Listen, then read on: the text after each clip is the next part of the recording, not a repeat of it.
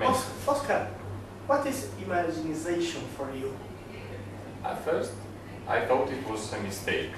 Why? What does it mean, Imaginization? Or Imaginization, how to spell this word? I think it's something like a new way to foster creativity, to apply some new perspective to the organization, to develop new creative ideas and to apply to your organization to understand something new, something different. This guy is very creative. He's able to develop some new images. For example, have you ever thought of an organization as a spider plan? I think it's the first time. Yeah, but, for me it's the first time. But I didn't get exactly the point of what's the problem with this spider plan. So, spider plan is a metaphor to form an organization. If you consider an organization just like a spider plan, we have one central office as a central pod and offshoots that are organizational department and business units. And there are some links between the central pod and organizational units. These links are flow resources from the pod to the offshoots. It means that the central pod should at least somehow support the offshoots. I mean, there are both one pain and pleasure, pain of accountability and also pleasure of the support and rewards that offshoots or of this spider plan get from the pod. But the matter here is that the pod should consider that when should cut this dependency, when should give more latitude to the offshoots to work as an independent organization. But I really don't know why they call this channel between central pod and offshoots umbilical cords. Yes, you have the central pod and you have also the offshoots, but how do you link them? I think the idea of Morgan is because the umbilical cord, what is an umbilical cord, Brittany? What's the umbilical cord? But in the normal sense. Yes.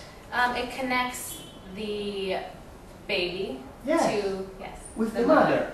But so it's not just information, it's also food, it's blood. So Morgan, he invented the umbilical cord just to join the central pod with the small units, just not as a flow of resources, as a flow of food, like the mother and the baby.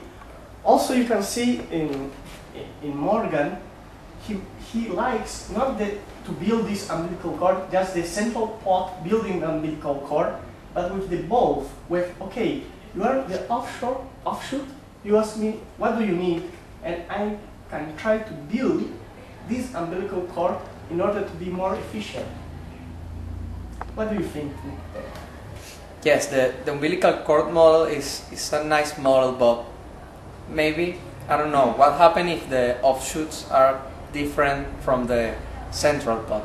Maybe they have different requirements and operate in a slightly different way. I think, in my opinion, that's why Morgan introduced the concept of different umbilical cords according to the requirements of the offshoots organization, and he also introduced the concept of hybrid spider plant, because sometimes it's not necessary to clone the central pod into the offshoots.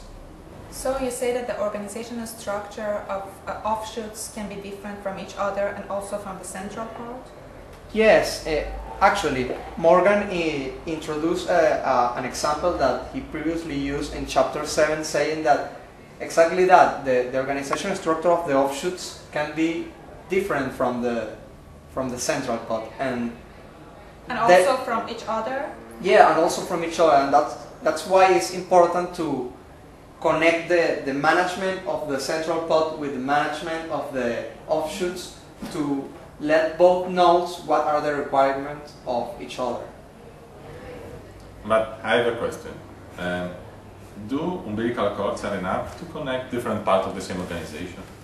I don't think so, because that's why Morgan introduces the concept of bumblebees. He uses that metaphor to describe that every decentralized organization needs bumblebees to highlight needs, link resources, and also highlight best practices within an organization.